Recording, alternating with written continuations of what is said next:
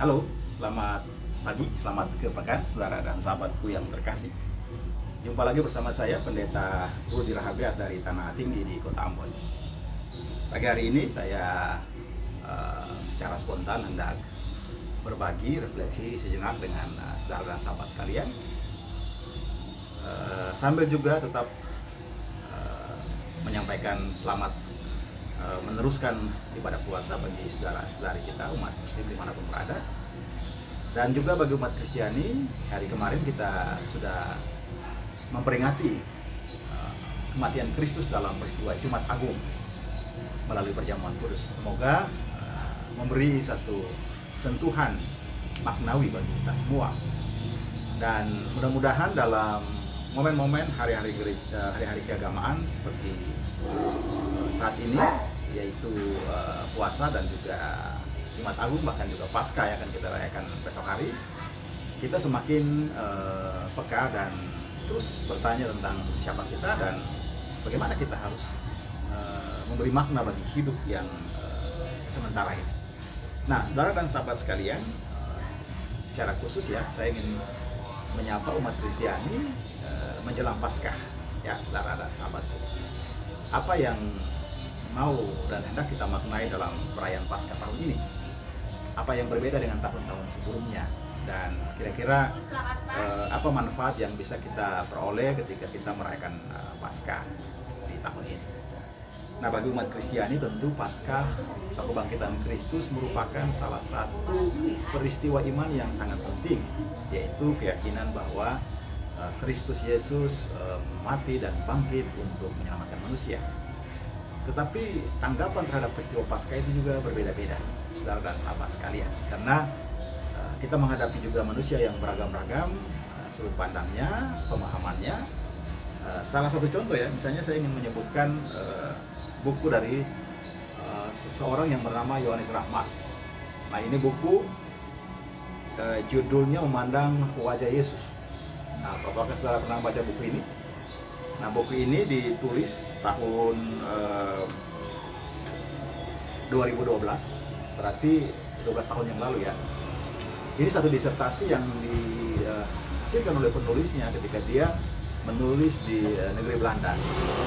Dia pernah menjadi dosen di STT Jakarta, tapi mungkin saat ini sudah tidak lagi, dan kita tahu bahwa ada polemik yang juga muncul ketika Pak Yohanes Rahmat ini menyampaikan pikiran-pikirannya tentang teologi salib ya. Dia mempersoalkan apa yang dia sebut sebagai soteriologi salib, keselamatan di dalam salib. Nah, saudara sahabat, saya tidak masuk situ lebih jauh, tetapi posisi dari Yohanes Rahmat adalah bagaimana dia mempertanyakan fakta-fakta kebangkitan Kristus secara saintifik, secara ilmiah. Dan sampai pada level itu perdebatannya bisa sangat panjang sekali. Nah, saudara dan sahabat sekalian, kembali kepada makna Paskah, saya ingin dengan cepat mengatakan bahwa Gereja Persekutuan Maluku ya, pada tahun 2024 ini memaknai Paskah dengan tema Kristus bangkit, kalahkan keserakahan. Matius pasal 28 ayat 1 sampai 15. Nah, ini ada apa yang kita sebut sebagai pesan Paskah Majelis Pekerja Harian Sinode GPM tahun 2024. Saya ingin bacakan satu kalimat atau dua kalimat singkat ya, bahwa secara spesifik perayaan Paskah Kristus tahun 2024 mengarahkan kita untuk bangkit dan mengalahkan keserakahan sebagaimana terkristalisasi dalam tema yang tadi saya sebutkan.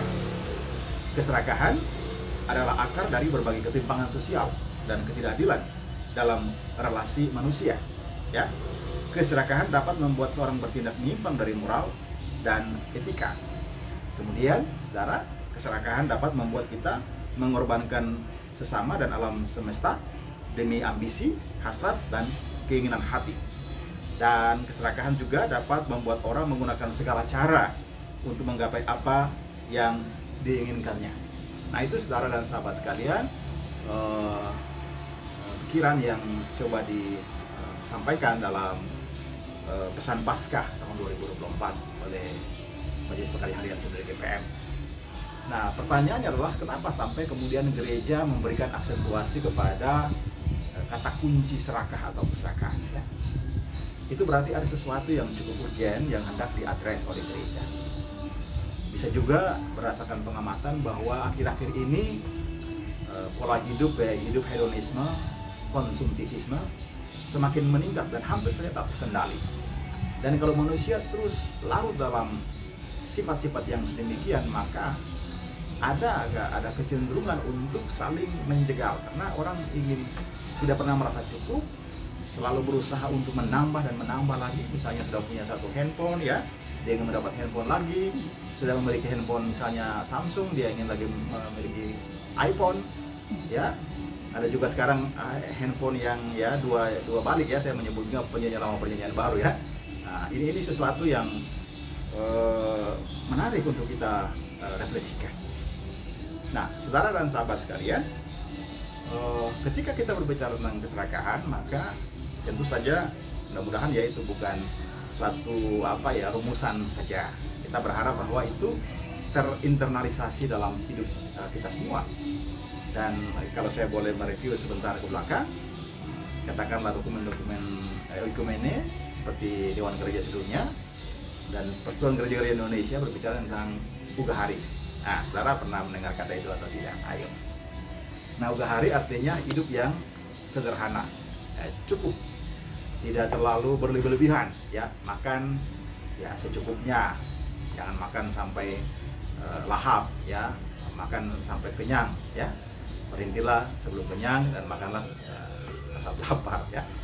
Nah, saudara dan sahabat sekalian, itu berarti bahwa kita harus menjadikan momentum Paskah, ya, sebagai satu momentum untuk dapat mengendalikan keinginan-keinginan kita yang berlebihan, ya. Ini sesuatu yang juga butuh komitmen yang kuat, ya, dan bukan saya komitmen, tapi tentu sebagai orang beriman kita juga butuh intervensi Roh Kudus, ya, supaya Roh Kudus mengendalikan kecenderungan-kecenderungan kita untuk lose control, untuk selalu memanjakan mata, ya, telinga, rasa kita, sehingga kita kemudian tidak sungguh-sungguh memahami apa sebenarnya kehidupan ini yang sebaiknya.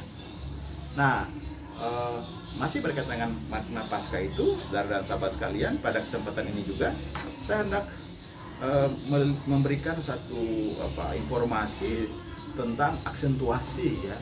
Sekali lagi saya mengutip ajaran Gereja Persekutuan Maluku yang berbicara seputar makna Paskah, makna kebangkitan. Apa sebenarnya yang mesti diperhatikan oleh gereja ketika berbicara tentang makna dari Paskah?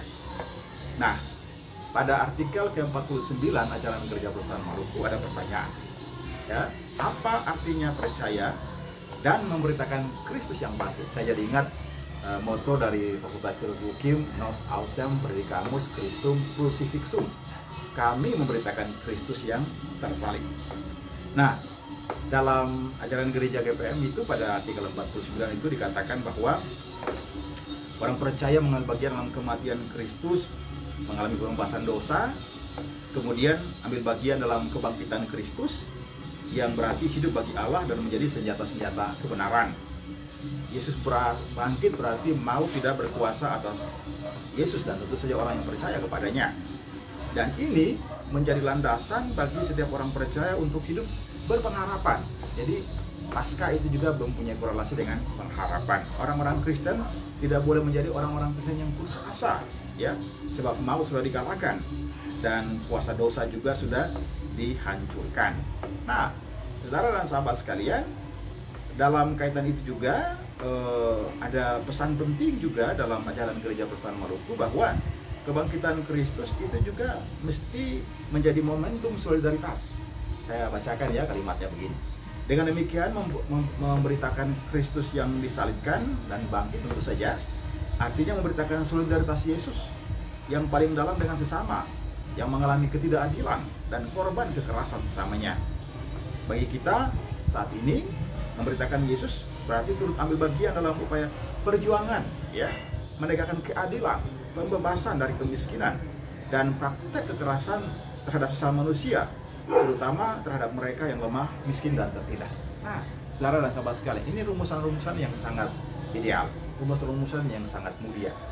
Nah, rumusan-rumusan ini harus kita turunkan dalam praktek-praktek hidup, dalam perilaku-perilaku hidup sehari-hari kita.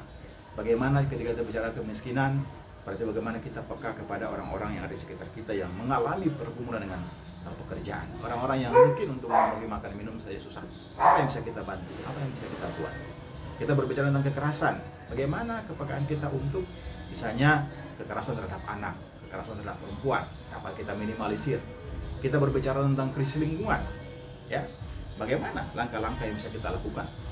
Baik dalam skala kecil tapi juga dalam skala advokasi, sehingga masalah-masalah krisis lingkungan atau krisis iklim dapat kita atasi secara bersama-sama.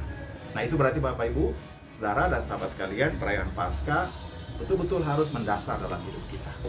Kita tidak hanya cukup merayakan Paskah sebagai sebuah tontonan, ya, sebuah pagelaran, ya, sebuah ritualisme. Itu tidak salah. Tetapi ketika dia hanya menjadi sebuah tontonan, sebuah pagelaran, sebuah ritualisme, maka Paskah itu belum selesai. Karena Paskah yang sejati itu harus menubuh, ya, harus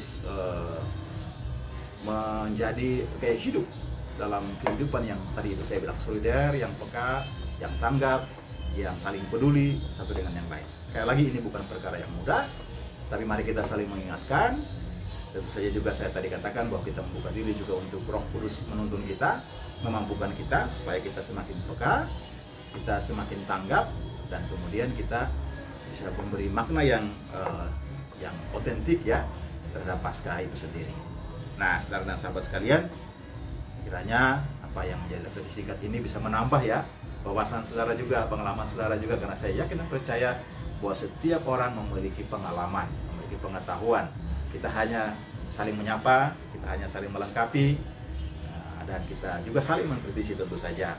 Dan jangan lupa kita saling mengapresiasi.